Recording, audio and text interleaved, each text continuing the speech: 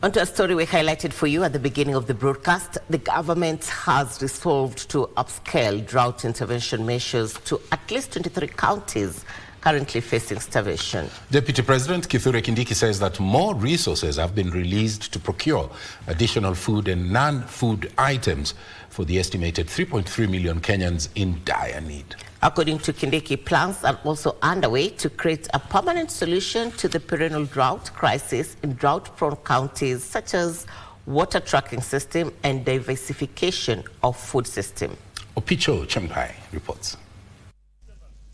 With over 3 million Kenyans currently facing starvation across the country, with Lamu, Mandera and Turkana among the worst affected owing to the failed 2025 October-November-December rainy season, the government has upscaled its drought intervention measures that will ensure Kenyans in the affected areas have sufficient food supplies to avert any drought-related deaths. Assure the people of Kenya that the government views the current situation as a serious situation, but at the same time assure the people of Kenya that we will not spare any resources to make sure that we don't lose human life.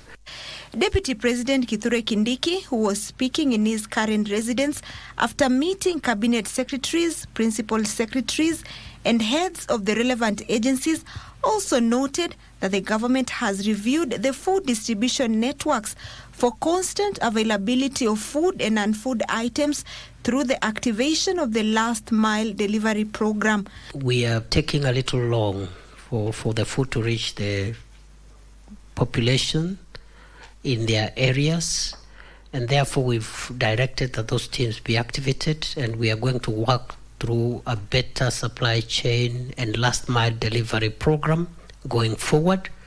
While calling for complementary efforts by development partners to combat the drought impact, Kindiki noted that permanent plans are underway aimed at cushioning the perennial drought crisis in drought-prone counties. Also making interventions for water tracking, for livestock and for people, and we're going to request for that process also to be expedited. Meanwhile, as this is unfolding, the March, April, May long rain season is set to kick off with counties in highlands west of Rift Valley and Lake Victoria Basin, such as Bungoma, Trans Nzoia, Elgeyo Marakwet, among other counties, expected to begin this February, while rains in other counties is projected to commence in early March.